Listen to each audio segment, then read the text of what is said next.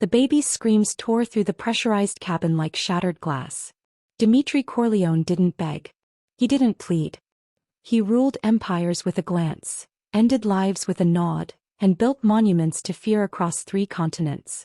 But at 35,000 feet, trapped in Seat 1A with his 9-month-old son thrashing in his arms, the most dangerous man on Flight 447 was losing a war he didn't know how to fight. The infant's face had gone from red to purple.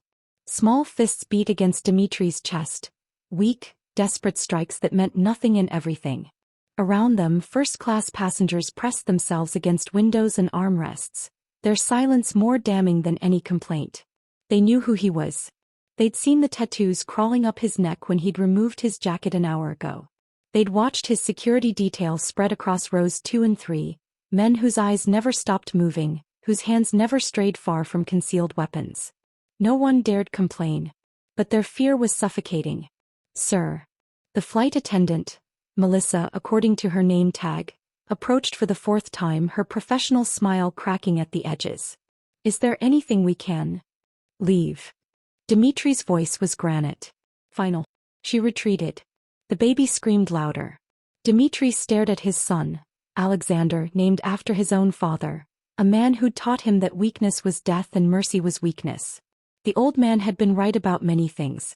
But he'd been dead 3 years, and he'd never told Dmitry what to do when your child looked at you with eyes that didn't see you anymore, when tiny lungs gasped for air between wails that sounded less like anger and more like agony.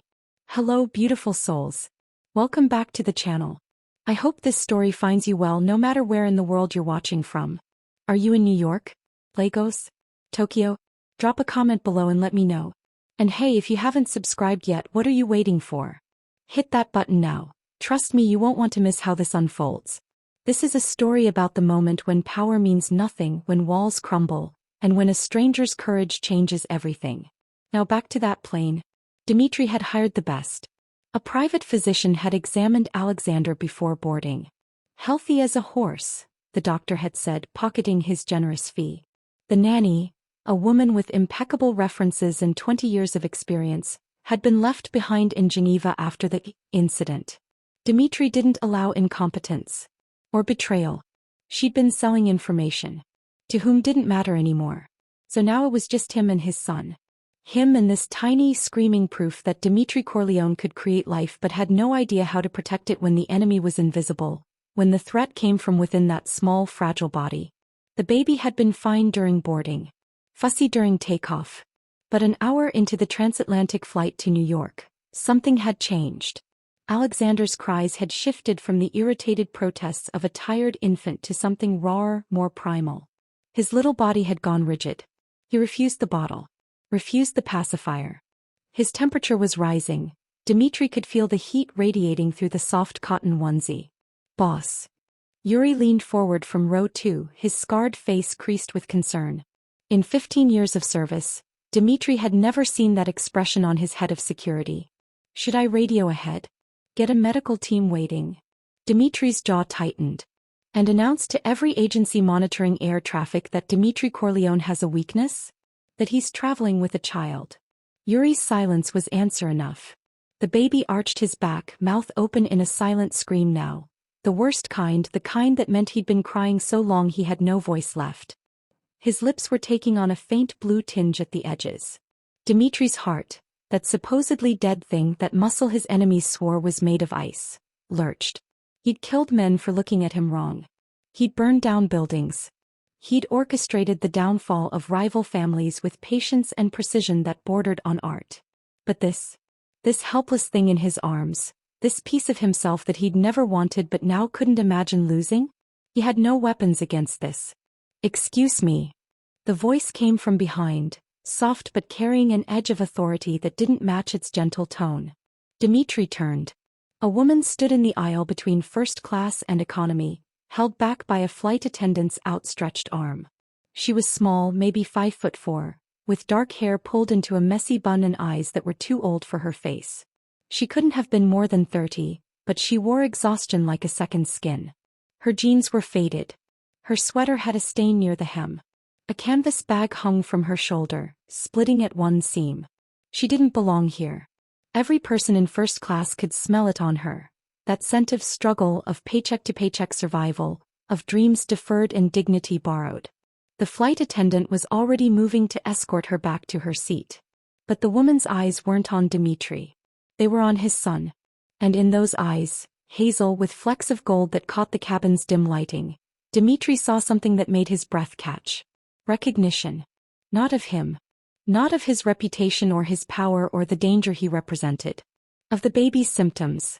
"Ma'am, you need to return to your seat," the flight attendant said, her voice sharp with the authority of someone who knew the rules existed to protect her from people like Dimitri Corleone. "This is first class. You can't. That baby needs help." The woman's voice didn't rise, but it cut through the attendant's words like a blade. "He's not crying because he's upset. Look at his breathing. Look at his color." Dimitri's eyes narrowed. Around him his security detail tensed. Hands moved toward weapons in that subtle way that preceded violence. But Dimitri raised one finger. Everyone froze. "You're a doctor?" His accent was slight, carefully cultivated to be unplaceable, neither fully Russian nor fully American, the voice of a man who belonged to shadows and boardrooms in equal measure. "No." The woman's gaze finally moved to him, and Dimitri saw something he rarely encountered: complete absence of fear. Not bravery. Not stupidity. Just nothing. As if she'd already lost everything that mattered and his reputation was just noise. "But I know what I'm looking at. And if no one helps him in the next few minutes, you're going to lose him." The cabin went silent. Even Alexander's cries seemed to pause, as if the universe itself was holding its breath. Dimitri Corleone had built his empire on reading people. On seeing through lies, through bravado, through the masks everyone wore. And this woman, this nobody in cheap clothes with shadows under her eyes, was telling him the truth. His son was dying. And somehow, impossibly, she knew why.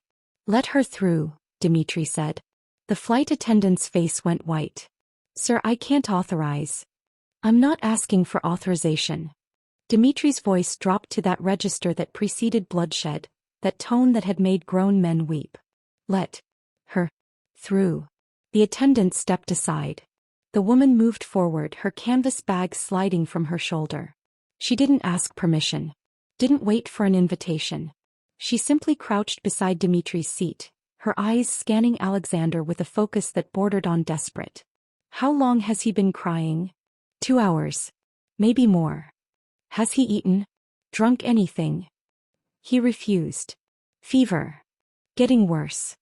Her hand, small, calloused, with a thin scar across the knuckles, reached toward Alexander's face. Dimitri's hand shot out, catching her wrist. The contact sent a jolt through him, unexpected and unwelcome. Her skin was warm. Her pulse was steady. She didn't flinch. "I need to check his airway," she said, her voice level. "And I need to do it now or we're going to have a real problem." "Who are you?" For the first time something flickered across her face. Not fear. Not anger. Pain. "Someone who's seen this before," she whispered. "Someone who knows what happens when you wait too long." Dimitri released her wrist. She turned back to Alexander and her fingers moved with the certainty of experience, checking his mouth, his throat, the space behind his ears. She pressed gently on his abdomen. Listened to his breathing. Counted his heartbeats with 2 fingers against his tiny chest. And then she looked up at Dimitri, and he saw something in her expression that made his blood run cold. "When did you last check his medical alert bracelet?" Dimitri's mind went blank. "His what?" The woman's jaw tightened. Without asking permission, she lifted Alexander's left arm, pushing up the sleeve of his onesie. There, on his tiny wrist, was a thin medical ID bracelet that Dimitri had never noticed. Had never thought to look for. The woman read the engraving and her face went ashen. "Severe airway allergies. Anaphylaxis risk." She looked at Dimitri and for the first time he saw fear in her eyes, not of him but for his child. What did he eat before the flight? What did he touch? Dimitri's mind raced back. The bottle he'd given Alexander during boarding. The new formula his assistant had purchased at the airport because they'd run out of the usual brand. The formula with almond milk. "Oh God," the woman breathed. She was already digging through her canvas bag, hands shaking now. "Does anyone have an EpiPen? Is there a medical kit on this plane?" The flight attendants scattered, shouting into intercoms, racing toward the galley. But the woman was already pulling something from her bag. A small orange case worn at the edges. An EpiPen. "Why do you have that?" Dimitri demanded. She didn't answer. She was too busy uncapping the device, her movements practiced and sure despite the tremor in her hands. "Hold him still," she ordered.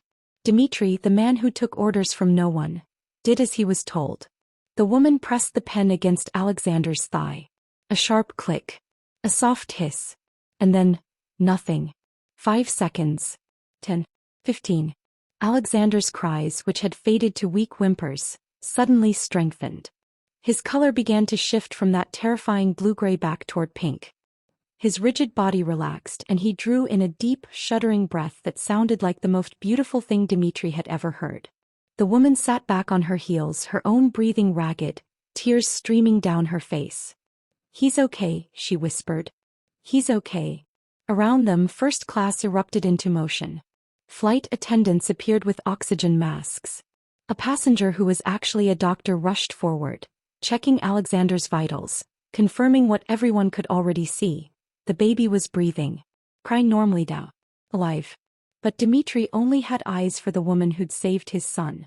She was already standing, already backing away toward the economy curtain, her canvas bag clutched to her chest like a shield. "Wait," Dimitri said.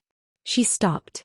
Their eyes met across the chaos of the cabin, across the divide of wealth and power and all the invisible walls that separated people like him from people like her.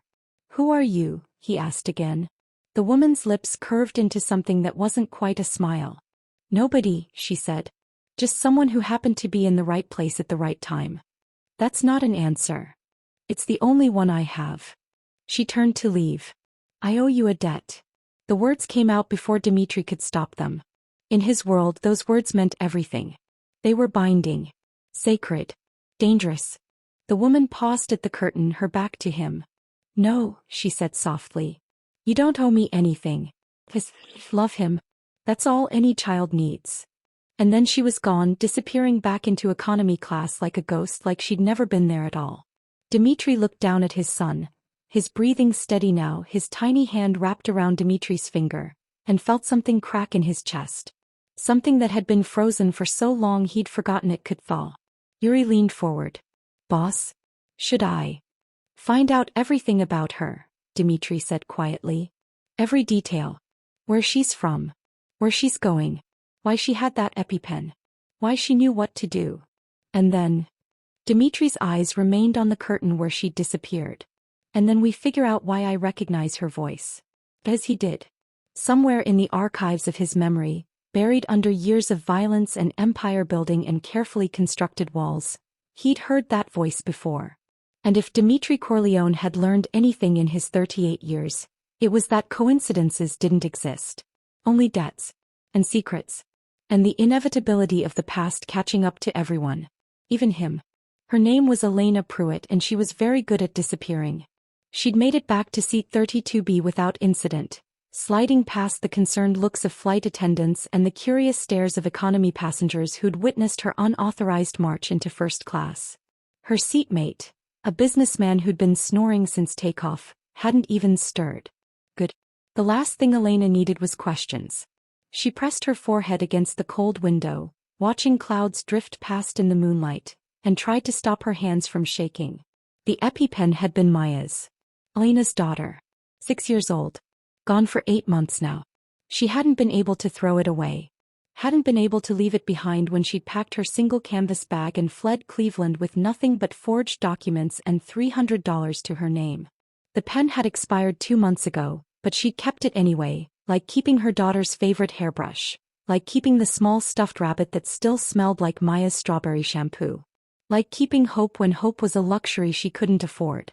Elena closed her eyes, but that was worse. Because then she saw Alexander's face, that terrifying blue-gray color, those desperate gasps, and she saw Maya's face superimposed over it.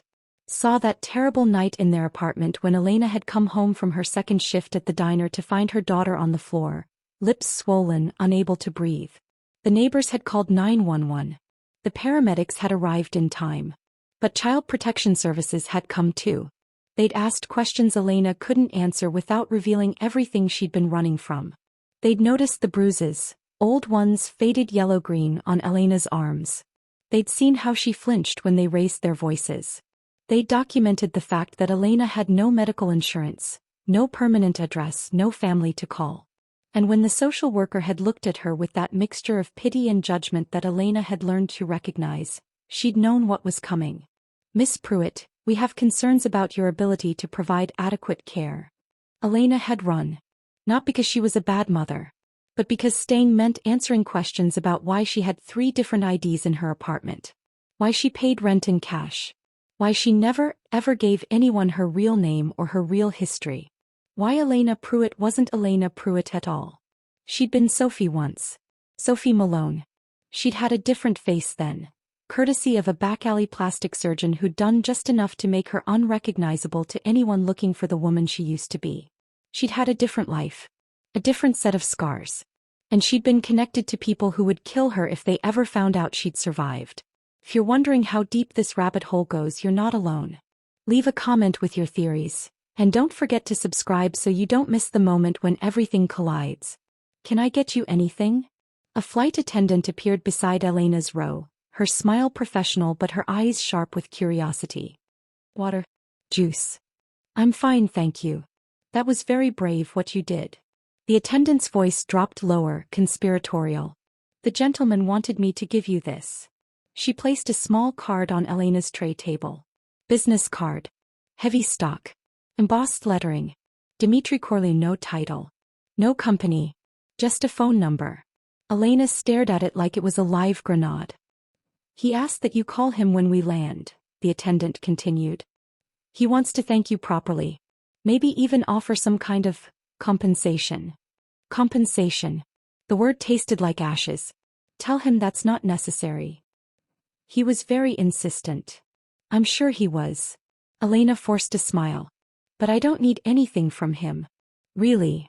The attendant hesitated, clearly uncomfortable being caught between a passenger in economy and a man who radiated the kind of power that came with consequences. Finally, she nodded and retreated. Elena picked up the card. Her fingers trembled. Dimitri Corleone. She knew that name. Of course she knew that name. Anyone who'd spent even 5 minutes in the underworld knew that name. He was a ghost story that crime families told their children. A cautionary tale about what happened when you mixed old Russian brutality with new American ruthlessness. But that wasn't why Elena's heart was hammering against her ribs. She knew him for a different reason. A reason that was supposed to be buried so deep that not even the dead could find it. 12 years ago Elena, Sophie then, had been 19 years old and desperate enough to do anything for money. Her mother had just died. Cancer, the aggressive kind that hollowed you out from the inside and left you gasping in a hospice bed that smelled like industrial cleaner and defeat. The bills had been astronomical. Sophie had dropped out of nursing school to work 3 jobs, but it hadn't been enough. Nothing was ever enough. So when a woman named Irina had approached her at the diner where Sophie pulled night shifts, offering $2,000 for a single evening's work, Sophie had barely hesitated. "All you have to do is deliver a package," Irina had said, sliding a photo across the sticky Formica table. "To this address. You knock 3 times. You hand over the package. You leave. That's it." What's in the package? Does it matter? It should have. God, it should have mattered. But Sophie's mother had 3 days left to live, and the hospice was threatening to move her to a state facility, and Sophie would have done anything, to give her mother those last 72 hours in peace. So she'd taken the job. The address had been a warehouse in the industrial district. The kind of place where screams went unheard and bodies went unfound. Sophie had knocked 3 times, her hands shaking so badly she'd almost dropped the package. A man had opened the door. Maybe late 20s. With ice blue eyes and a face that belonged on magazine covers, not in places that smelled like blood and gunpowder. He'd taken the package without a word. Handed Sophie an envelope thick with cash. And then he'd looked at her, really looked at her, and said something that had haunted Sophie for 12 years. "You shouldn't be here. Girls like you don't survive in places like this." His accent had been faint then. Russian but smoothed at the edges. Sophie had run. She'd taken the money, paid for her mother's final days, and tried to forget that night existed. 6 months later she'd seen his face on the news. Dmitry Corleone. Suspected in the murder of Alexei Volkov, a rival crime boss. Suspected in orchestrating the downfall of the Volkov empire. Suspected in dozens of other crimes that made Sophie's blood run cold. The package she'd delivered had been a bomb. Or information that led to one. Or leverage. Or any of 1,000 things that people like Dmitry Corleone used to build empires on the corpses of their enemies. Sophie had disappeared after that. Changed her name. Changed her face. Spent years looking over her shoulder, waiting for someone to remember the girl who'd delivered that package, who'd been a witness to something she was never supposed to see. And now, at 35,000 feet, she'd just saved that man's son. The universe, Elena decided, had a twisted sense of humor. In first class, Dmitry held his sleeping son and studied the security footage on his phone. Yuri had pulled the cabin camera feeds. A simple matter of hacking the airline system, something his team could do in their sleep. The footage showed everything. The woman approaching from economy, her face partially obscured by the angle. Her movements as she'd saved Alexander. The moment she'd fled back to her seat. But what interested Dmitry most was the look on her face when she'd seen the baby. Recognition. Urgency. Fear. And something else. Something that looked like grief. Victor's running her through our databases, Yuri said quietly, leaning over from the adjacent seat. Facial recognition. Background checks. The works. And nothing yet. She's clean. No criminal record. But Yuri hesitated. But what? Her face pings weird in the system. Like there's old data that got scrubbed. Not professionally, but close enough. Dmitry's eyes narrowed. She's running. From what? That's what we're going to find out. Alexander stirred in his sleep, tiny fingers flexing. Dmitry looked down at his son and felt that strange, uncomfortable warmth in his chest again. The boy's mother, Natalia, had died giving birth to him. Complications. Hemorrhaging that the doctors couldn't stop. She'd been Dmitry's wife for exactly 4 months, a marriage arranged to unite two powerful families. He'd barely known her. She'd been beautiful, intelligent, and ultimately forgettable. But this child, this small, vulnerable thing that had nearly died tonight, was burned into Dmitry's soul in a way he couldn't explain and didn't particularly want to examine. Boss. Victor appeared from the cockpit area, his laptop balanced in one hand. The tech specialist looked troubled. You need to see this. Dmitry gestured for him to continue. The woman in 32B purchased her ticket under the name Elena Pruitt. Credit cards real but barely used. Address is a P.O. box in Cleveland. Employment history is spotty, waitressing mostly. But here's where it gets interesting. Victor turned the laptop screen. Facial recognition shows an 87% match to a woman named Sophie Malone who disappeared from the system 12 years ago. Disappeared how? Like she died. Except there's no death certificate. No grave. Nothing. She just stopped existing. Victor pulled up a photo. Younger, different cheekbones, lighter hair. But the eyes were the same. Those hazel eyes with flecks of gold. Sophie Malone was a nursing student. Dropped out after her mother died. And then 6 months later she vanished. Dmitry studied the photo. When exactly did she vanish? Victor checked his notes. November 2013. The same month Dmitry had eliminated the Volkov family. The same month someone had delivered the intelligence that made it possible. Dmitry's blood went cold. Pull up Operation Nightfall, he said quietly. Every detail. Every asset. Every courier we used. Boss, that was 12 years ago. Most of those files are. Pull them up. Victor's fingers flew across the keyboard. Minutes passed. Alexander slept on, blissfully unaware that his father was unraveling a mystery that had apparently been hiding in plain sight for over a decade. Finally Victor went pale. There was a courier, he whispered. Teenage girl. Used once. Delivered a package to you at the warehouse. Paid $2,000 in cash. No name on file, but there's a description. Approximately 19, brown hair, hazel eyes, 5 feet 4 inches, scar on left hand. Dmitry remembered. He remembered because the girl had looked so terrified, so out of place, that he'd almost refused to take the package from her. He'd told her to run. To never come back to that world. And apparently she'd tried. She was a witness. Victor continued, his voice tight. She saw your face. The warehouse. Everything.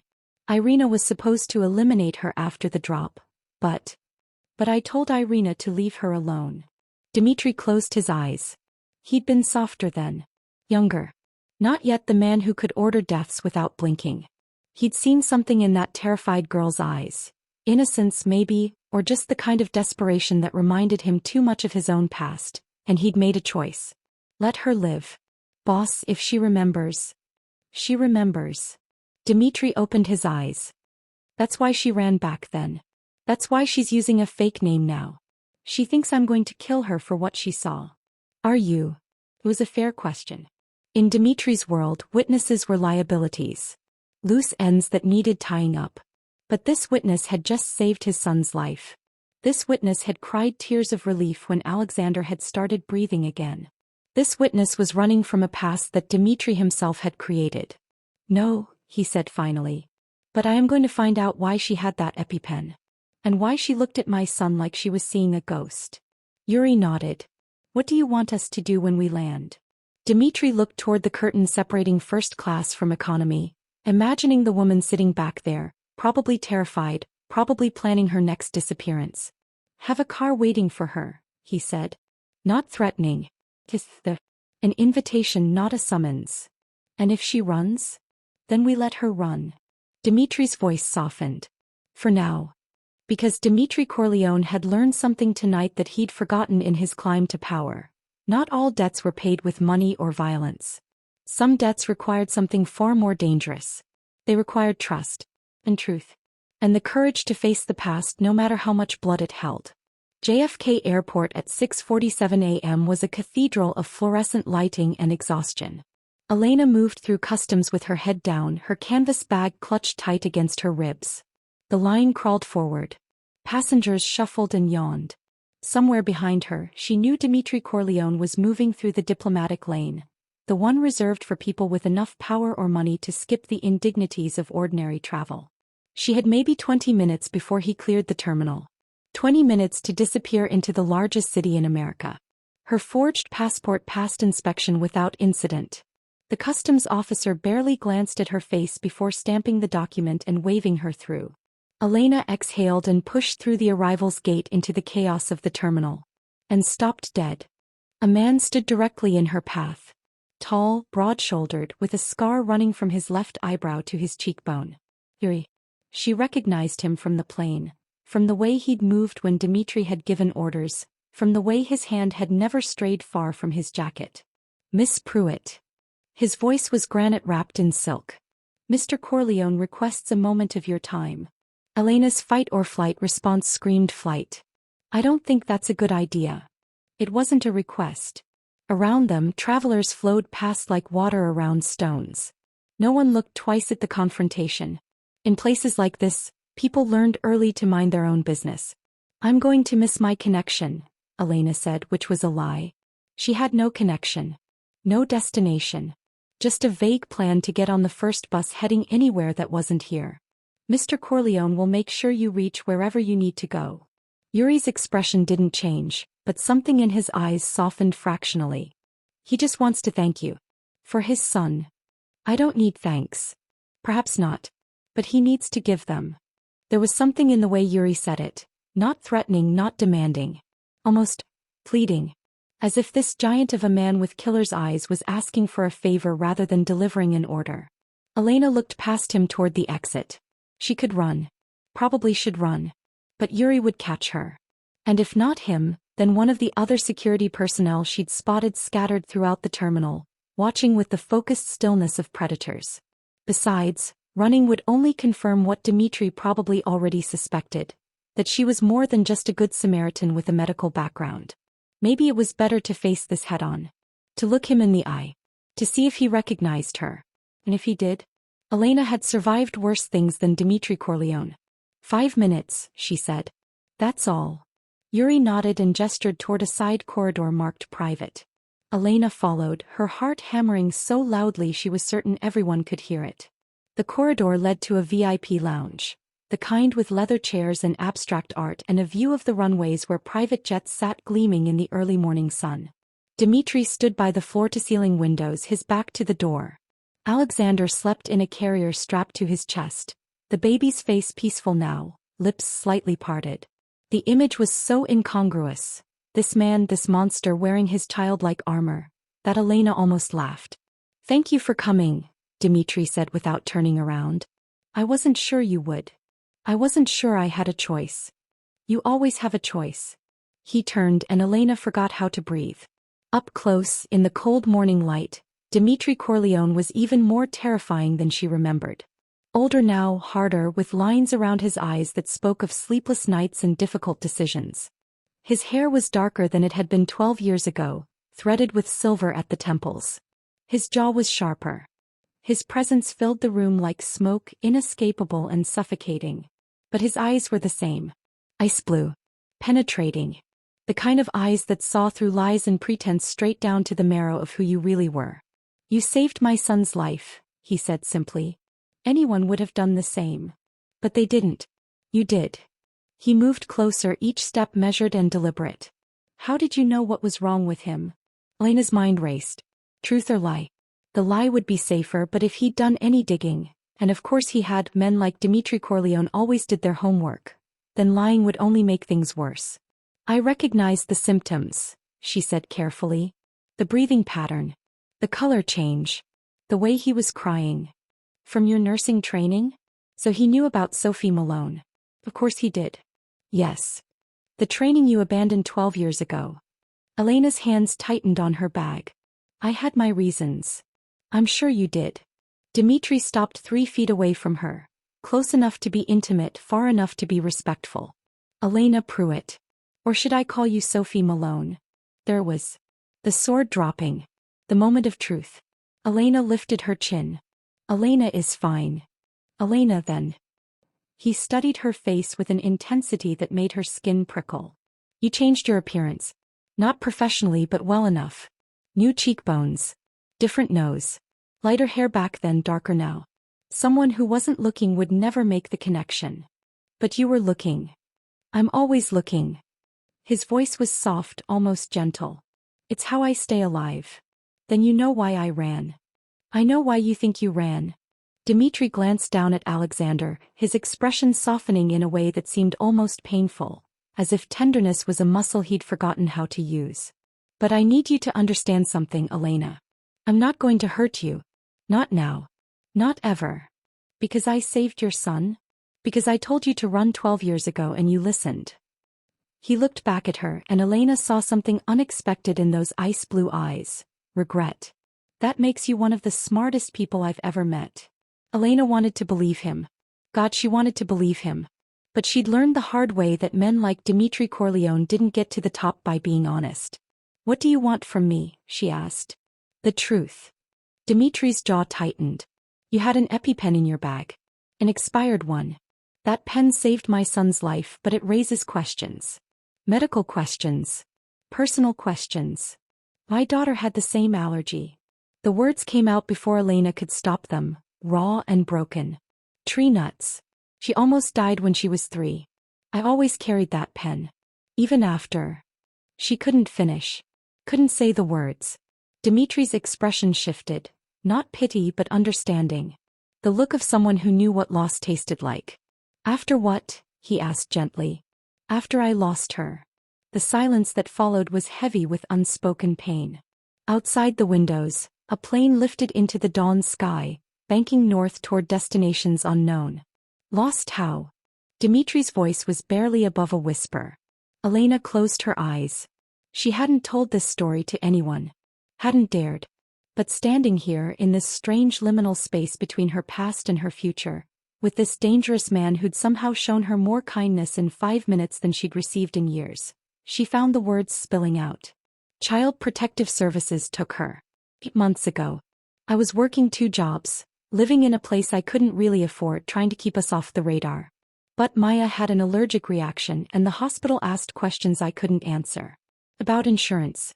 About family. About why I flinched when they raised their voices. Someone was hurting you. It wasn't a question. My ex-boyfriend." Elena's laugh was bitter. "He found me in Cleveland.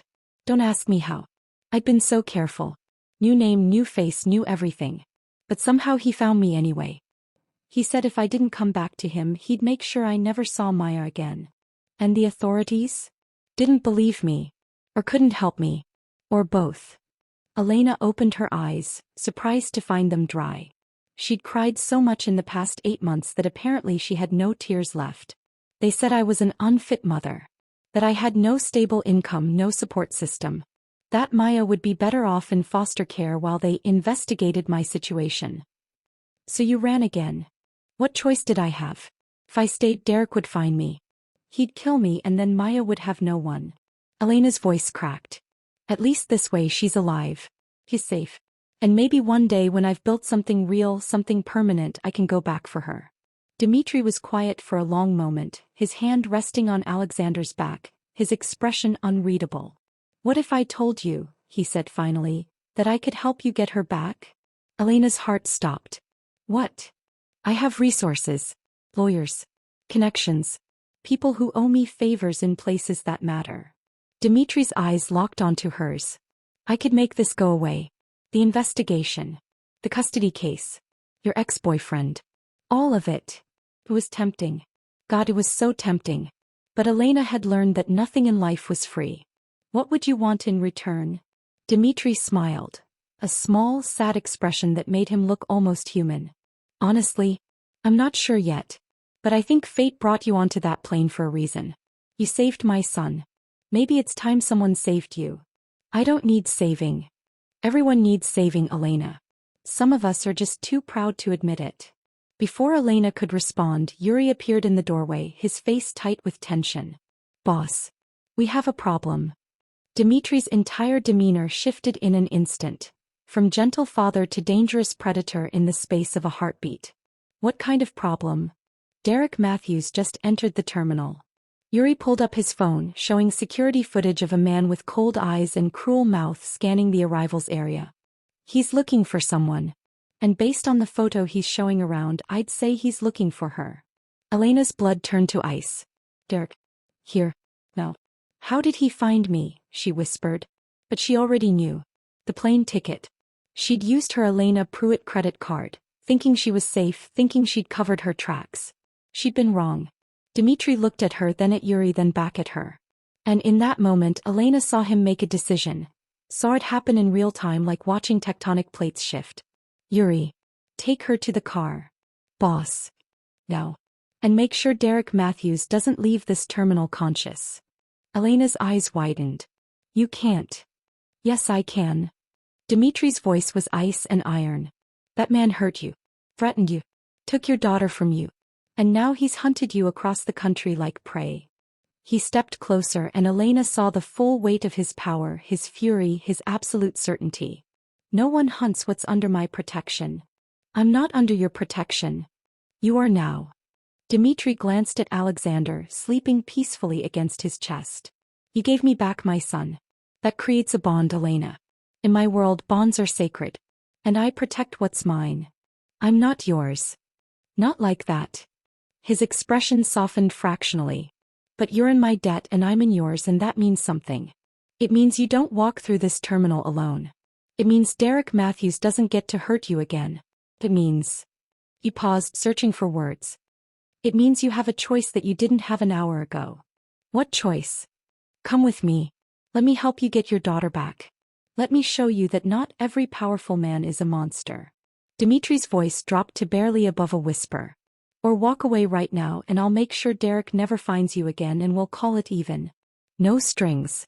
No obligations. Elena looked at this man, this killer, this father, this impossibly complicated human being who just offered her something she'd thought was lost forever. Hope. He thought of Maya. Of her daughter's laugh. Of bedtime stories and scraped knees and the way Maya said, I love you, Mama, like it was the most important truth in the universe. He thought of Derek. Of his fist. Of his threats. Of the way he turned love into a weapon and wielded it until Elena had forgotten what safety felt like. She thought of the past 12 years spent running. Hiding. Surviving but never living. And she made her choice. If I come with you, Elena said slowly, I'm not your prisoner. Not your property. Not your anything except an equal. Someone you're helping because it's the right thing to do, not because you own me. Dimitri's smile was genuine this time, reaching all the way to his eyes. I wouldn't have it any other way. And when this is over, when I have Maya back, when Derek is no longer a threat, I walk away. Free and clear. Free and clear, Dimitri agreed. Then yes. Elena took a deep breath. Help me get my daughter back. Dimitri extended his hand. Elena looked at it, scarred, powerful, capable of such violence and yet so gentle when it touched his son, and placed her hand in his. The moment their skin made contact, Elena felt something shift in the air between them. Not attraction exactly. Not trust, not yet. But possibility. The sense that maybe, just maybe, this dangerous alliance could be the thing that saved them both. Yuri, Dimitri said without breaking eye contact with Elena. Take care of Derek Matthews. Quietly. I don't want police involvement. What about her? Yuri gestured to Elena. She comes with me. Dimitri finally released Elena's hand. We have a lot to discuss. And apparently we have a little girl to find. As Yuri melted back into the corridor, as the sounds of the terminal faded to background noise, Elena felt the weight of her decision settle onto her shoulders. She just made a deal with the devil. Or maybe, just maybe, she'd found an avenging angel. Time would tell which. Dimitri's penthouse occupied the top 3 floors of a building in Tribeca that didn't officially exist on any city records. Elena stood in the living room, if you could call a space with 20-foot ceilings and windows overlooking the Manhattan skyline a living room, and felt like she'd stepped into another dimension. Everything was sharp angles and expensive minimalism. Black leather. Steel fixtures. Art that probably cost more than Elena had earned in her entire life. A woman in her 60s appeared from a side hallway, her silver hair pulled into an elegant bun, her eyes kind but assessing. She moved immediately to Dimitri and Alexander, her hands reaching for the baby with the confidence of long familiarity. Katya, Dimitri said warmly, surrendering his son into her arms. This is Elena. She'll be staying with us for a while. Katya's gaze shifted to Elena, and something flickered in those shrewd eyes. Recognition maybe, or just the particular awareness that came from decades of reading people. Welcome, she said in heavily accented English. Russian, Elena thought. Any friend of Dimitri's is safe here. I'm not exactly a friend, Elena said. Then what are you? It was a fair question. Elena didn't have an answer. Dimitri did. She's family, he said simply, and the word hung in the air like a benediction. Or a curse. Katya nodded as if that explained everything, and disappeared down the hallway with Alexander, murmuring in Russian that sounded like a lullaby. Katya raised me, Dimitri explained once they were alone. After my parents died. She's the only person in the world I trust completely. Must be nice, Elena said, then immediately regretted the bitterness in her voice. Sorry. I'm just overwhelmed. I understand. Dimitri moved to a bar cart and poured 2 glasses of amber liquid. Whiskey, Elena guessed. The expensive kind. He offered her one. You've had a long night. You're in a strange place with a dangerous man. You're worried about your daughter. You just watched me have your ex-boyfriend handled. It's a lot. Elena took the glass but didn't drink. What exactly does handled mean? It means Derek Matthews is currently having a very uncomfortable conversation with some associates of mine. They're explaining in terms he'll understand that you are under my protection. That if he ever comes near you again, if he ever speaks your name, if he ever so much as thinks about you, Dimitri's voice went cold. He will disappear in ways that will make his nightmares seem pleasant. You're threatening him. I'm promising him. Dimitri sipped his whiskey. There's a difference. Elena finally drank. The whiskey burned going down, but it settled her nerves. And if he goes to the police? With what evidence? He entered an airport terminal, asked some questions and left. Nothing illegal about that. Dimitri's smile was sharp. My people are very good at being invisible. I don't doubt it. Elena set down her glass. So what happens now? Now we get your daughter back. Dimitri pulled out his phone, swiping through screens. I've already had my legal team start pulling records. Maya Pruitt, age 6. Currently in foster care through Ohio Child Services. She was placed with a family in Lakewood 8 months ago. The foster parents are. He paused, his expression darkening. Not ideal. What does that mean? It means they've had 3 other foster children in the past 2 years, and all 3 were removed due to concerns about neglect. Dimitri's jaw tightened. It means your daughter is not in a good situation, Elena. The room tilted. Elena grabbed the back of a chair to steady herself. Is she hurt? I don't know yet. But I will. Dimitri was already texting, his fingers flying across the screen. I'm sending someone to do a wellness check. Quietly. If there's any immediate danger, we'll extract her tonight. Extract her? You can't just kidnap my daughter from foster care. Watch me. Dimitri looked up and Elena saw something fierce in his eyes. I've already lost too many people I love, Elena. I'm not going to let a 6-year-old suffer in a broken system when I have the resources to help. But legally you have no rights right now. They declared you an unfit mother. You fled the state. You're living under a false identity. Dimitri's voice softened. I'm not trying to scare you. I'm trying to make you understand that the legal route will take months. Maybe years. And in that time Maya stays where she is. Or we do this my way and she's safe by tomorrow. Elena wanted to argue. Wanted to insist on doing things properly, legally, the right way. But she tried the right way. And all it had gotten her was 8 months of hell. Your way, she said quietly. But I'm coming with you. When you go to get her. I need to be there. Absolutely not. Dimitri. You show your face anywhere near that foster home, and child services will have you arrested within the hour. He stepped closer, his expression intent. I know you want to see her. I know you need to hold her. But if we're going to do this right, you have to trust me to handle it. Trust you?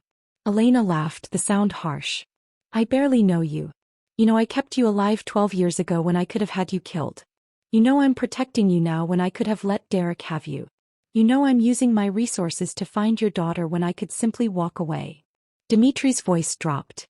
What more do you need to know? Why? Elena met his eyes. Why are you doing all this?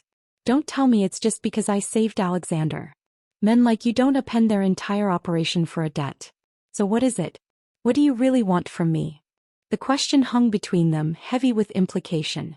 Dimitri was quiet for a long moment, his ice-blue eyes searching her face. My wife died giving birth to Alexander, he said finally. I loved her as much as I was capable of loving anyone, which isn't saying much. Ours was an arranged marriage. Beneficial to both families. But she was kind. And funny. And she deserved better than me. Elena said nothing, sensing he needed to get this out. When she died, I thought I'd never feel anything again. I held Alexander and felt nothing. Just responsibility. Obligation. The knowledge that this child was mine to protect, but no actual connection to him. Dimitri's voice cracked slightly. And then tonight, when he couldn't breathe, when I thought I was going to lose him. He stopped, composing himself. Something broke open in me, he continued quietly. Or maybe it broke closed. I don't know. But I realized that this child, this little person who didn't ask to be born into my world, was the only good thing I'd ever created. And I would burn down everything I've built to keep him safe. I understand that feeling, Elena whispered. I know you do. That's why I'm helping you. Dimitri's expression was raw, vulnerable in a way that seemed almost painful for him. Because I saw you on that plane and I saw a mother who would do anything for her child. And I thought, this is what love looks like. This is what I've been missing. Not the romantic kind, the real kind. The kind that doesn't calculate costs or benefits. The kind that just acts. Elena felt tears prick her eyes.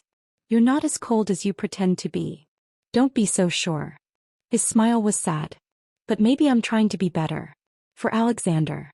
And maybe helping you is part of that. Before Elena could respond, Dimitri's phone buzzed. He glanced at it and his entire body went rigid. What? Elena demanded. What is it? My contact just did a drive-by of the foster home. Dimitri's voice was dangerously calm. Maya isn't there. The foster parents claim she's at a specialized camp for troubled children. But there's no record of any such camp. No paperwork. No authorization from child services. Elena's blood turned to ice. What does that mean? It means someone took your daughter.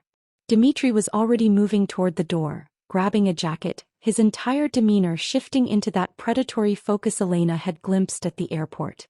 And I'm going to find out who and why, and then I'm going to make them regret every decision they've ever made. I'm coming with you. Elena. She's my daughter. Elena's voice broke.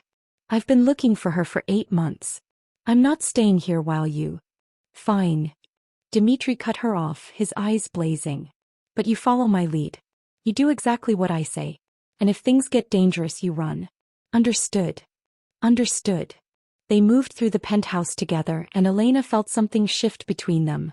Not quite partnership, not yet trust, but the beginning of both.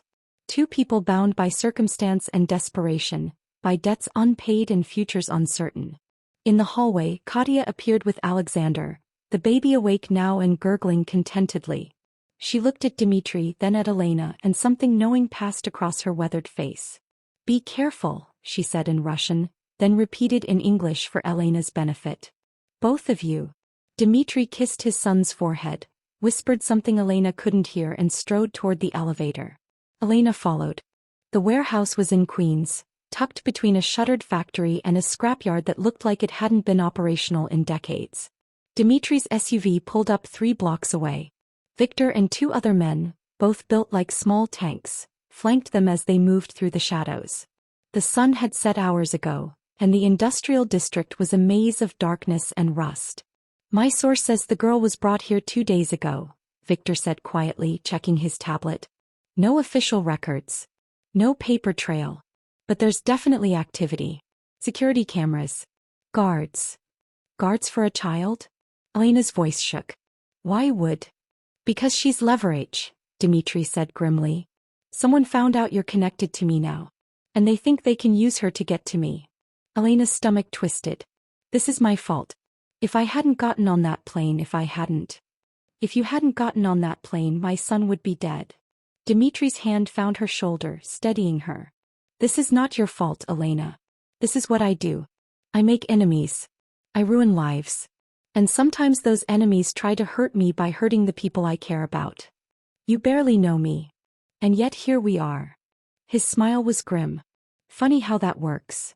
They moved closer to the warehouse. Through a grimy window, Elena could see lights. Movement. Figures passing back and forth. And then, a sound that made her heart stop. A child's voice. Crying softly. Calling for someone who couldn't hear her. Mama. Elena lunged forward, but Dmitri caught her, his arm like iron around her waist. Not yet, he breathed in her ear. We need to know what we're dealing with. That's my daughter. I know. And we're going to get her. But if you run in there now, they'll kill you both. Dmitri's voice was urgent, almost pleading. Trust me, Elena. Please. Elena forced herself to breathe. To push down the animal instinct that screamed at her to tear through that warehouse wall with her bare hands if necessary. What's the plan? She asked through gritted teeth. Dmitri nodded to Victor, who pulled up a schematic on his tablet. 2 entrances. 4 guards that we can see. A known number inside. If this is who I think it is. Who? Elena demanded. Dmitri's expression went dark. The Volkov family. Or what's left of them. I thought you destroyed them 12 years ago. I destroyed their leadership. But families like that have roots. And someone's been rebuilding. He studied the schematic, his mind clearly racing through possibilities. This is either a very stupid move or a very desperate one. Does it matter? It matters because desperate people do unpredictable things. Dmitri looked at Elena. Are you sure you want to be here for this? What happens next is going to be violent. Possibly fatal. And I can't protect both you and Maya if things go wrong. Elena thought of her daughter in that warehouse. Alone. Calling for a mother who'd been absent for 8 months. I'm sure, she said. Dmitri studied her face, then nodded. Victor. Take Elena and 2 men through the east entrance. Find the girl.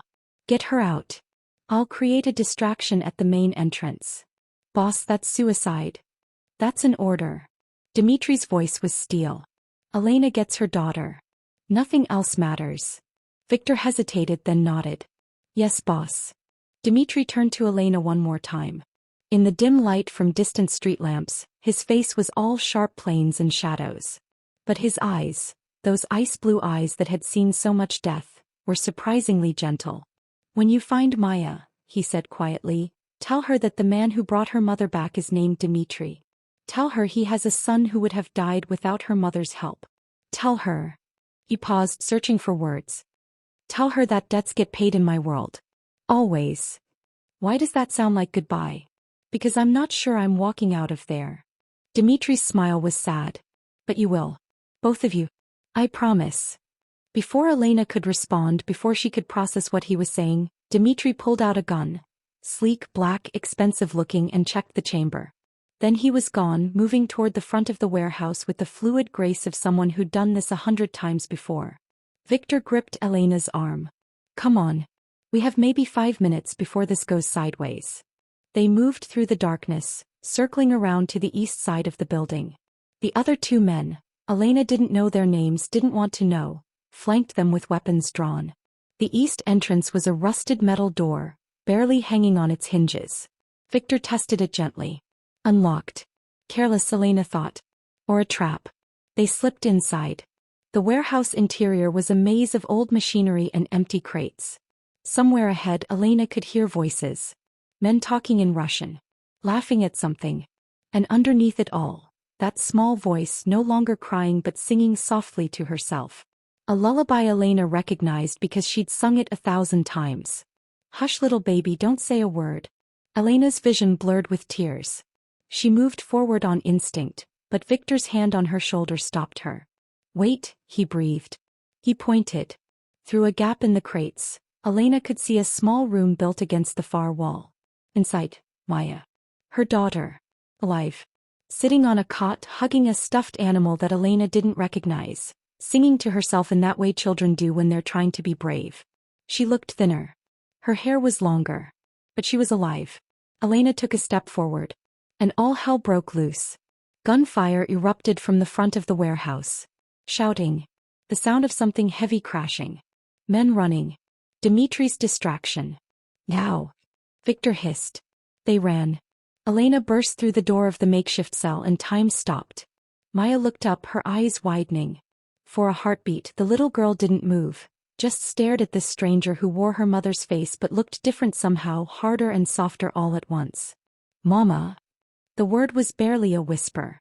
Elena fell to her knees, arms outstretching. Baby. Oh God, baby, I'm here. Maya flew into her arms with a sob that shattered Elena's heart into a million pieces. He was real. Warm. Alive. Smelling like the cheap soap the foster home had used and something else. Fear, loneliness, the particular scent of a child who'd cried herself to sleep too many nights. I thought you left me, Maya whispered against Elena's neck. I thought you didn't want me anymore. Never. Never ever. Elena pulled back just enough to see her daughter's face, to catalog the changes. The sharpness in her cheeks that spoke of missed meals, the shadows under her eyes, the way she'd grown taller despite everything. I've been looking for you every single day. I promise. Gunfire cracked through the air. Victor appeared in the doorway, his face grim. We need to move. Now. Elena scooped Maya into her arms. When had she gotten so light? And ran. The warehouse was chaos. Smoke and shadows and the sharp smell of gunpowder.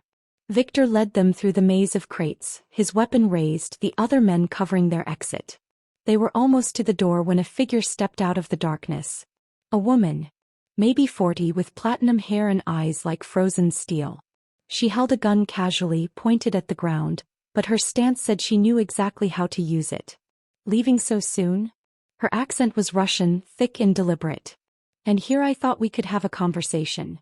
Victor's weapon came up. Natasha Volkov. I should have known. You should have. Natasha's smile was cold. Did you really think we'd just disappear? That you could destroy my family and face no consequences? Your family destroyed itself, Victor said. We just helped it along. By using an innocent girl as your courier. Natasha's eyes slid to Elena and recognition flared. Oh yes. I know who you are, Sophie Malone. Or is it Elena Pruitt now? Hard to keep track of all your identities. Elena's arms tightened around Maya. I don't know what you're talking about. Don't you? Natasha took a step forward. 12 years ago you delivered a package that contained intelligence about my family's operations. Intelligence that Dimitri Corleone used to murder my father, my brothers, my entire empire. And you expect me to believe you were just some innocent courier? I was 19 and desperate. And now you're 31 and still causing problems. Natasha's gun came up, pointing directly at Elena's chest. My nephew is dead because of you. My family's legacy is ashes because of you. And you think you get to just walk away? With your daughter? With your happy ending? She had nothing to do with this. Elena moved Maya behind her. If you want to punish someone, punish me. But let her go. How very noble. Natasha's finger moved to the trigger. But I'm afraid. The shot came from behind Natasha. She dropped like a puppet with cut strings, blood blooming across her white blouse. Dmitri stepped out of the shadows, gun still raised, his face splattered with blood that wasn't his. His eyes found Elena's and something passed between them, relief, horror, understanding. Are you hurt? He asked. No. We're okay. Elena's voice shook. You. I've had worse. He lowered his weapon, his gaze moving to Maya, who was staring at him with wide, frightened eyes. Hello, Maya. I'm Dmitri. Your mother is very brave. Maya pressed closer to Elena but whispered, Are you the man who saved Mama? She saved me first. Dmitri's expression softened. I'm just returning the favor. More gunfire erupted from deeper in the warehouse. Dmitri's jaw tightened. Victor. Get them out. Now. What about you, boss? I'll handle the rest of the Volkovs. Dmitri looked at Elena one last time. Go. I'll find you. Dmitri. Go. They ran. Out through the east entrance into the night air that smelled like freedom and fear. Victor bundled them into the SUV, and they were moving before Elena could catch her breath. Maya was shaking in her arms, silent tears streaming down her face. It's okay, Elena whispered, knowing nothing was okay but needing to say it anyway. You're safe now. I've got you. Who was that lady? Maya asked in a small voice. Why did she want to hurt us? Elena looked at Victor, who was driving with one hand while speaking rapid Russian into his phone. She looked at the cityscape flying past the windows. She looked at her daughter, her beautiful, terrified, too-thin daughter, and made a decision. No more lies. No more running. No more half-truths. That lady was angry about something I did a long time ago, Elena said carefully. Something I thought was helping but actually hurt a lot of people. And she wanted revenge. Did you mean to hurt people? No, baby. I didn't. But that doesn't change what happened. Maya was quiet for a moment, processing. Then, is that why we had to leave our apartment? Is that why those people took me away? Elena's throat closed. Partly. But mostly it's because I made some mistakes trying to keep us safe. And I'm sorry. I'm so sorry. Are we safe now? Elena thought of Dmitri, still in that warehouse, fighting ghosts from a past that wouldn't stay dead. She thought of Natasha Volkov bleeding out on the concrete floor. She thought of the empire of violence and secrets that surrounded them now like a cage made of shadows. I don't know, she admitted. But I promise I'll do everything I can to make us safe. Maya nodded, then buried her face in Elena's shoulder. Within minutes, the exhaustion of 8 months of fear and loneliness caught up with her, and she was asleep. Victor glanced in the rearview mirror. Boss is out. He's bringing the others. No casualties on our side. And the Volkovs? Gone. All of them. Victor's expression was unreadable. He ended it. Finally. Elena closed her eyes and felt tears slip down her cheeks. Relief. Grief. Guilt. Too many emotions to name. She'd gotten her daughter back. But the cost was written in blood across a warehouse floor. And she'd never be free of it. 3 days later, Elena stood in the penthouse watching Maya sleep on the guest room bed, and felt her world crumbling. The reunion should have been perfect. Maya was safe. Federal clean. The nightmares came every night, but they were getting shorter. The little girl had even smiled that morning when Katya made her favorite breakfast. Pancakes with strawberries. But Elena couldn't shake the feeling that she'd traded one cage for another. She's settling in well, Dmitri said from the doorway. He'd been careful around her since the warehouse, respectful, distant, giving her space. Katya says she ate all her lunch today. That's good. Elena's voice was flat. Elena. I need to leave. The words came out before she could stop them. We need to go. Dmitri went very still. Go where? I don't know. Somewhere far from here. From you. From all of this. Elena turned to face him and she saw him flinch at whatever he found in her eyes. You killed people for us, Dimitri. You ended an entire family line. How am I supposed to live with that? You're supposed to live. Period. His voice was controlled, but Elena heard the edge beneath it. That's all that matters. No, it's not. Elena's hands clenched into fists. I looked into Natasha Volkov. He had a daughter. Did you know that? A 20-year-old daughter studying medicine in Prague. That girl just lost her entire family because of choices I made 12 years ago and choices you made 3 days ago. That girl's family were murderers and traffickers. And now she's an orphan. Elena's voice cracked. Just like you were. Just like I was. Don't you see? This cycle never ends. We keep creating more victims, more vengeance, more blood.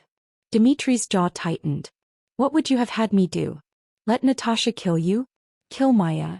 I don't know. Elena pressed her palms against her eyes. I just know that every time I look at you I see that warehouse. I see the blood. I see the life we took. We didn't take anything. I did. Dimitri stepped closer and his voice dropped dangerously low. You want to blame someone? Blame me. Hate me if you need to. But don't you dare suggest that saving your daughter's life was somehow wrong. I'm not saying that. Then what are you saying? Elena looked at him. This complicated, violent, tender man who turned her world upside down, and felt tears spill over. I'm saying I don't know how to be around you without remembering what you're capable of. I'm saying Maya deserves a normal life, not one surrounded by bodyguards and blood debts. I'm saying... She took a shaky breath. I'm saying thank you. And goodbye. The silence that followed was suffocating. Dimitri's expression went carefully blank. If that's what you want. It's what Maya needs. Is it? Dimitri glanced toward the guest room. Because from where I'm standing, Maya needs her mother. She needs stability. She needs protection from a system that already failed her once. And whether you like it or not, I can provide all of that. At what cost? At whatever cost is necessary. His eyes blazed. You think I enjoy being what I am? You think I chose this life? I inherited an empire built on violence and I've spent 15 years trying to legitimize it, to make it into something my son won't be ashamed of. But I'm still the monster under the bed, Elena. And monsters are very good at protecting what they love. You don't love us. You barely know us. Don't I? Dimitri's laugh was bitter. I've had your daughter's room checked 3 times a day to make sure she feels safe.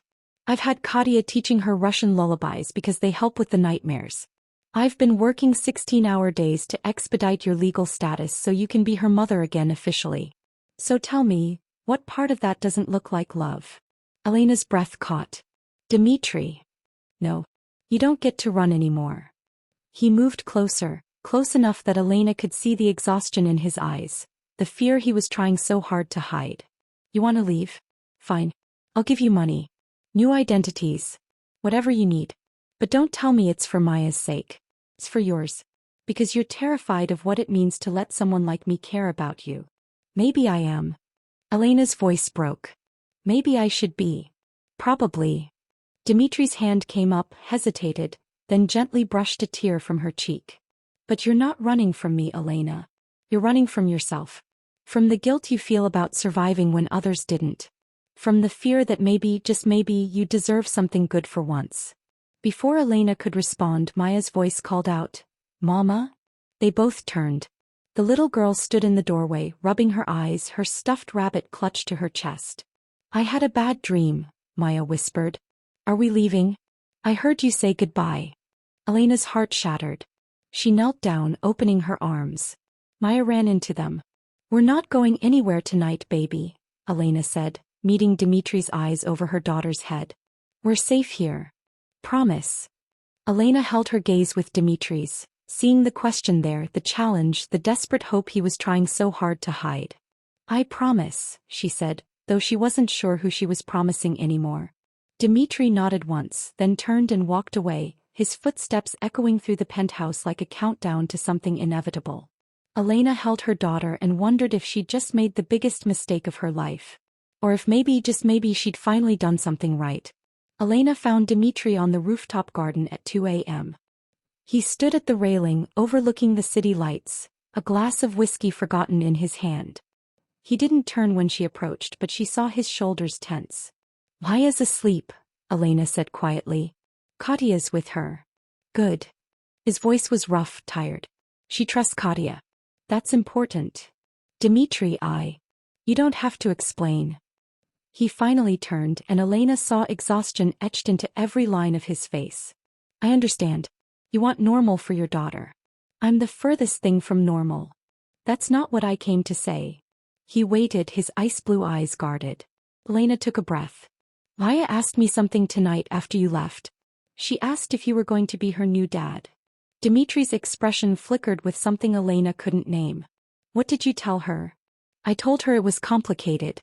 And she said, Elena's voice caught. She said she hoped it wasn't too complicated because you made her feel safe. And she hadn't felt safe in a long time. The silence stretched between them, heavy with meaning. I've been thinking about what you said, Elena continued. About running from myself. And you're right. I've spent 12 years running. From my past, from my choices, from anything that felt too real or too dangerous. But Maya can't run anymore. She needs stability. She needs a mother who's present, Dimitri finished softly. Not one who's constantly looking over her shoulder. Yes. Elena stepped closer. And I realized something tonight watching her sleep. The safest I felt in 12 years was on that plane when I was helping your son. Not because I was anonymous or hidden, but because I was doing something that mattered. Because I was being seen for who I really am. And who are you, Elena? Someone who's made terrible mistakes. Someone who's hurt people without meaning to. Someone who's been running for so long she forgot what it felt like to stand still. She met his eyes. But also someone who loves her daughter enough to face the thing that terrifies her most. Which is trusting you. The words hung in the air like a confession. Trusting that you won't use us as leverage or pawns. Trusting that this protection you're offering comes without strings that'll choke us later. Trusting that maybe, she swallowed hard. Maybe you're exactly what you appear to be. A man trying to be better for his son. A man who understands what it costs to survive in a broken world. Dimitri set down his glass and moved toward her slowly, giving her time to retreat. He didn't. I can't promise normal, he said, his voice low and intense. I can't promise that my past won't come back to haunt us again. I can't even promise that I won't make decisions that terrify you. I know. But I can promise that I will never hurt you or Maya intentionally. I can promise that you'll have choices, real ones, not ultimatums disguised as options. And I can promise that if you decide to leave, I'll let you go. No matter how much it costs me. Elena's eyes burned with unshed tears. What if I don't want to leave? Dimitri went very still. Then you stay. Both of you. For as long as you want. And the legal issues. Child services? My fake identity. Already handled. He pulled out his phone, showing her documents she didn't understand but recognized as official. As of yesterday, Elena Pruitt is legally Maya's guardian again. The investigation was closed. Your ex-boyfriend signed away all parental claims. Not that he had any, but we made it ironclad. And Sophie Malone's records have been permanently sealed. Elena stared at the documents, then at him. How? I told you. I have resources.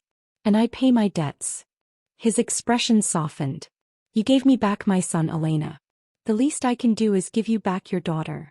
This is more than that. I know. He reached out, his hand hovering near her face, waiting for permission. Elena leaned into his touch, feeling the warmth of his palm against her cheek. This is me being selfish. This is me hoping that maybe we can build something together. Not just for our children, but for us. I'm scared, Elena whispered. So am I. Dimitri's thumb brushed away a tear she hadn't realized had fallen. I've built empires and destroyed enemies and survived things that should have killed me. But the thought of you walking away terrifies me in ways that bullets and betrayal never could. Elena covered his hand with hers, holding it against her face. Then I won't. Walk away, I mean. Not yet. Not until we see where this goes. Elena.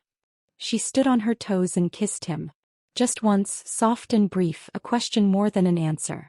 Dimitri froze for a heartbeat, then pulled her closer, his other arm wrapping around her waist as he deepened the kiss. It was gentle despite his reputation, reverent despite his past, full of possibility despite the darkness that surrounded them both. When they finally pulled apart, both breathing hard, Dmitri rested his forehead against hers. "We're going to make mistakes," he murmured. "Both of us. Probably. And people will judge us, question us, maybe even come after us. Let them. And Maya and Alexander will grow up in a world that's complicated and sometimes dangerous and never quite normal. But loved." Elena pulled back just enough to see his face. "They'll grow up loved. Protected. With people who would burn down the world to keep them safe. That's more than most children get." Dmitri smiled. A real smile, the kind that reached his eyes and made him look years younger. "Then we have a deal?" "We have a deal." Elena smiled back. "Partners. Equals. Figuring this out together." "Together," Dmitri agreed and sealed it with another kiss. Above them the city lights glittered like stars.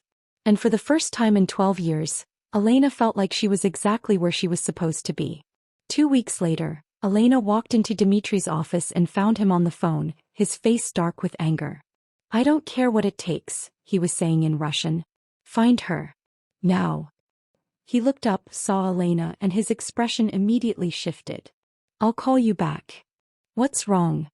Elena asked, already feeling dread pool in her stomach. Dmitri hesitated, then sighed.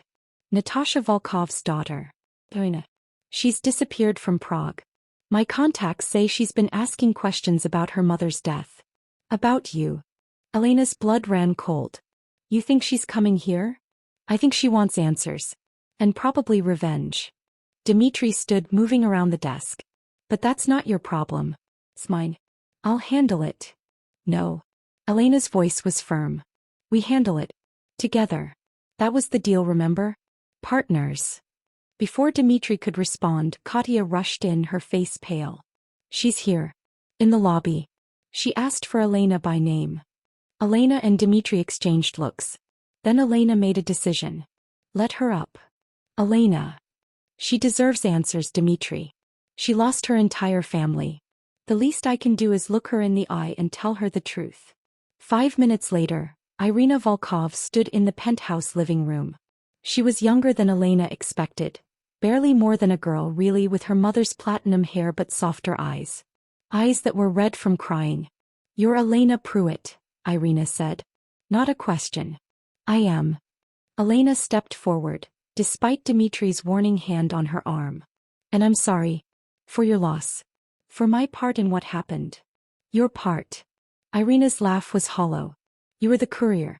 12 years ago. You delivered the intelligence that my grandfather used to trust Dmitri Corleone. Intelligence that got my grandfather, my uncles, everyone killed. I didn't know what was in that package. I was 19 and desperate. I don't care about your excuses." Irina's voice cracked. "I care that my mother spent 12 years rebuilding what was destroyed.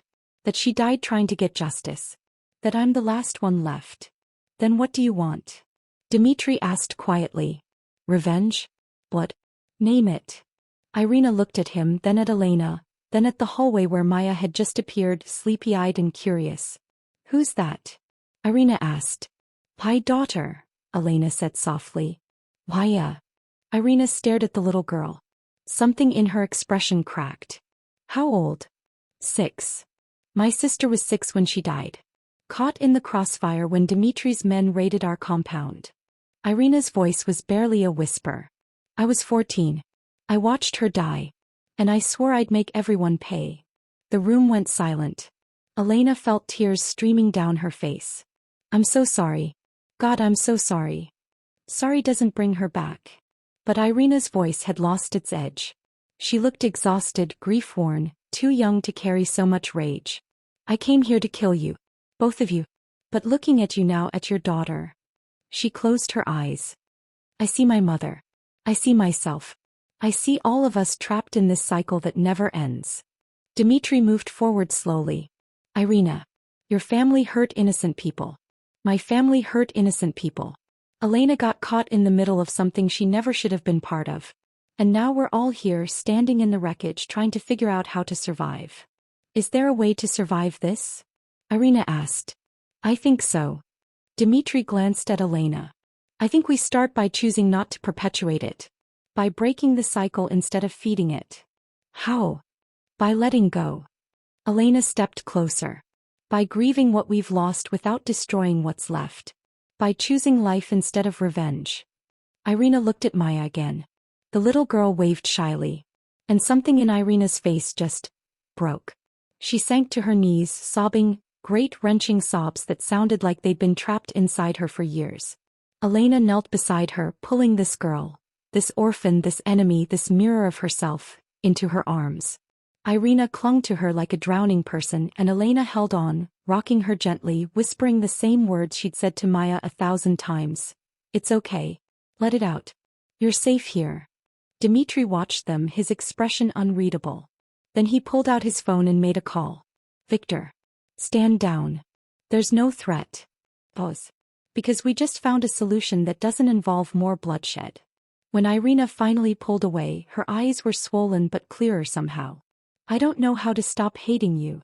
You don't have to stop today, Elena said gently. But maybe you could start by staying for breakfast. Meeting my daughter properly. Hearing the whole story instead of just the version that feeds the rage. Why would you do that? I came here to kill you. Because I understand. Elena glanced at Dmitri. Because we all understand what it's like to be trapped by the past. And maybe the only way out is together. Irina looked between them, this unlikely alliance, this found family built on wreckage and hope, and nodded slowly. Hey, breakfast. But I'm not promising anything after that. Fair enough, Dmitri said. As Katya led Irina toward the kitchen, Maya tugging on her hand to show her the books Dmitri had bought, Elena leaned against Dmitri's chest. Think it'll work? She whispered. I think we just turned an enemy into a possibility. His arms wrapped around her. That's more than I thought possible a month ago. We're collecting broken people, aren't we? Maybe. Dmitri kissed the top of her head. Or maybe we're just building a family out of the pieces we have left. Elena smiled against his shirt. I can live with that. 6 months later. Elena stood in the kitchen of their new home. Not the penthouse but a brownstone in Brooklyn with a backyard and neighbors who baked cookies, and watched through the window as Dmitri pushed Maya on the swing set. Her daughter's laughter rang out, pure and unfiltered, the sound of a child who finally felt safe enough to be loud. Alexander sat in a playpen nearby, babbling at the clouds.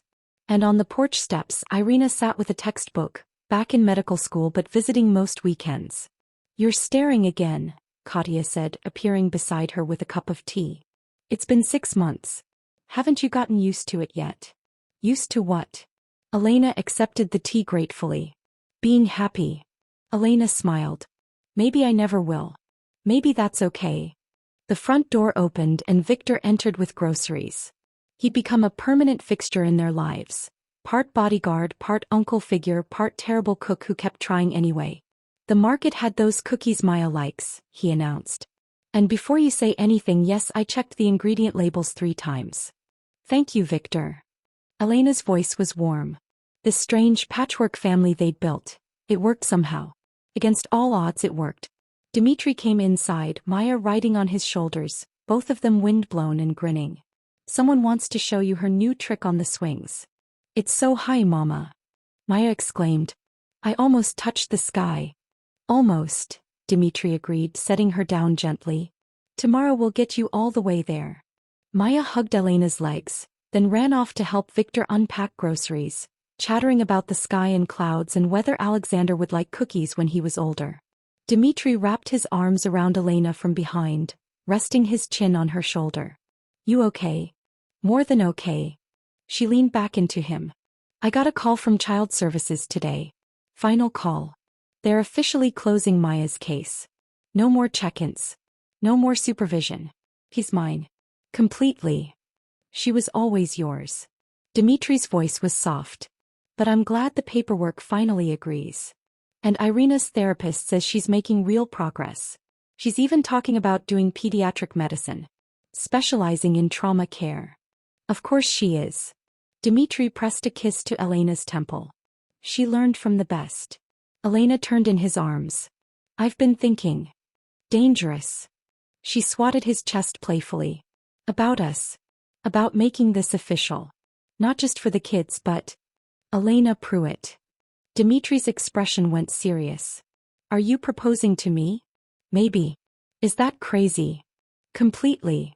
He smiled, that rare, genuine smile that still took her breath away. But so is everything else we've done. So why stop now? He pulled a small box from his pocket. Elena's eyes widened. I've been carrying this for 2 months, Dimitri admitted. Waiting for the right moment. But maybe the right moment is just... now. This. Us in the kitchen while our kids are safe and happy and the world is, for once, not falling apart. He opened the box. The ring was simple. A single diamond, elegant and understated. Nothing like what Elena had expected from a man like Dimitri Corleone. It was my grandmother's, he said quietly. The only person in my family who believed in love instead of power. I think she'd like you. Elena's vision blurred with tears. Yes. Yes. Yes, I'll marry you. Yes to this life we're building. Yes to all of it. Dimitri slid the ring onto her finger and it fit perfectly. Like it had been waiting for her all along. They kissed, slow and sweet, and around them the sounds of their family continued. Maya's laughter, Alexander's babbling, Victor's terrible singing from the kitchen, Katya's gentle corrections, Irina's voice reading aloud from her textbook. When they finally pulled apart, Dimitri rested his forehead against Elena's. I never thought I'd have this, he whispered. A family. A home. Someone who sees all of me and stays anyway. Neither did I. Elena cupped his face in her hands. But here we are. Broken pieces building something beautiful. Think it'll last? I think we'll fight for it. Every single day. Elena smiled. And that's enough. Maya burst back into the room. Are you kissing again? Gross. Very gross, Dimitri agreed, scooping her up. But you better get used to it. Why? Because your mama just agreed to marry me. Maya's eyes went wide. Really? Does that mean you're my dad now? Dimitri looked at Elena, asking silent permission. She nodded. If you want me to be, he said to Maya. Maya threw her arms around his neck. I want you to be. And I want Alexander to be my brother. And Irina to be my big sister. And Victor to be my weird uncle who can't cook. Hey! Victor protested from the kitchen. Everyone laughed. That night, after the kids were asleep and the house was finally quiet, Elena stood in the backyard looking at the stars. Dimitri joined her, wrapping a blanket around both their shoulders. What are you thinking? He asked. That a year ago, I was on a plane with a fake passport and no plan beyond surviving the next day. Elena leaned into him. And now I'm here. With you. With Maya safe and happy. With a family I never imagined possible. Funny how one moment can change everything. A crying baby on a plane, Elena mused. That's all it took. That's all it took, Dimitri agreed. One moment of courage. One choice to help instead of hide. Do you ever wonder what would have happened if I hadn't walked into first class that night? Every day. Dimitri's arms tightened around her. And every day I'm grateful you did. They stood there together watching the stars, building silence and peace and a future neither of them had thought possible. Because sometimes the most powerful thing in the world isn't violence or money or control. Sometimes it's just the courage to reach across the divide and offer help to a stranger. Sometimes it's just choosing love over fear, hope over despair, forgiveness over revenge. Sometimes it's just two broken people finding each other at exactly the right moment and deciding that together, they're strong enough to heal. And sometimes, just sometimes, that's exactly enough. Thank you so much for joining me on Elena and Dimitri's journey. If this story touched your heart, please hit that subscribe button and leave a comment telling me what part moved you most. Your support means everything and I can't wait to share more stories with you. Until next time, remember, sometimes the most unexpected connections become the most powerful.